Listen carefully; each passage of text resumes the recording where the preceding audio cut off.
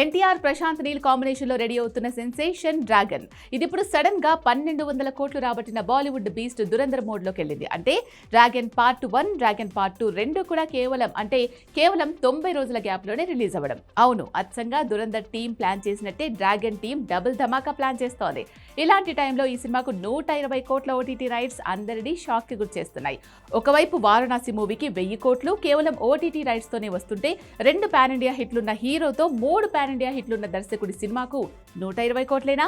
ఇది అందరికీ వస్తున్న షాకింగ్ డౌట్. కానీ చూడటానికి నెంబర్ చిన్నగా అనిపించినా దాని వెనక 1000 కోట్ల బరువు ఉంది. ప్రశాంత్ నీల్, ఎన్టీఆర్ ఆలోచన అద్దరిపోతోంది. డ్రాగన్ 120 కోట్ల ఓటీటీ రైట్స్ ఒక దేశానికే పరిమితం. అంటే ఒక్కో దేశంలో ఒక్కోలా రైట్స్ సేల్ చేస్తే ఆ లెక్క ఎక్కడికి పోతుంది? ఇంతకీ ఇదేం స్ట్రాటజీ? ఎందుకు వరల్డ్ వైడ్ గా టోటల్ ఓటీటీ రైట్స్ అమ్మకూడదు? మరి ఇలా అమ్మితే నిజంగా ఓటీటీ రైట్స్ 1000 కోట్లని రీచ్ అయ్యేలా ఉన్నాయా? Have a look.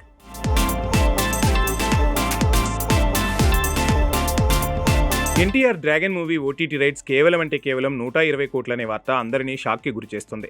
Pan India సినిమాలేవి కూడా 150 నుంచి 250 కోట్ల మధ్య ఓటీటీ రైట్స్ సేల్ అవుతున్నాయి. వారణాసి అయితే 1000 కోట్ల ఓటీటీ డీల్కి దగ్గరైంది. నెట్ఫ్లిక్స్ కూడా అంతటి ఆఫర్ ఇచ్చినట్లు ప్రచారం చేస్తోంది. ఉగాది కల్లా భారీ అనౌన్స్మెంట్ రావచ్చని కూడా అంటున్నారు. రాజమౌళితో పోలిస్తే ప్రశాంత్ నీల్ది కూడా అదే స్థాయి ఇమేజ్ స్ట్రాటజీ.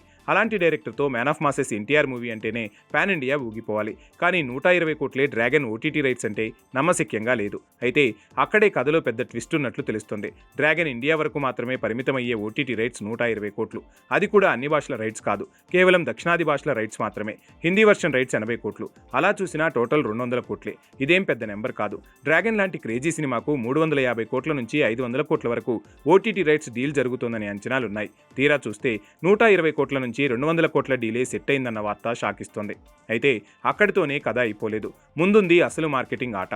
ఇండియాలో నెట్ఫ్లిక్స్కి డ్రాగన్ చెల్లించే అమౌంట్ 200 కోట్లు. కానీ ఇదే మూవీ యూఎస్లో ఉన్న వాళ్ళు చూడాలంటే అదే కంటెంట్ అమెజాన్లో అక్కడ అందుబాటులో ఉంటుంది. సో యూఎస్ వరకు ఈ సినిమా ఓటీటీ రైట్స్ 110 కోట్లు అని తెలుస్తుంది.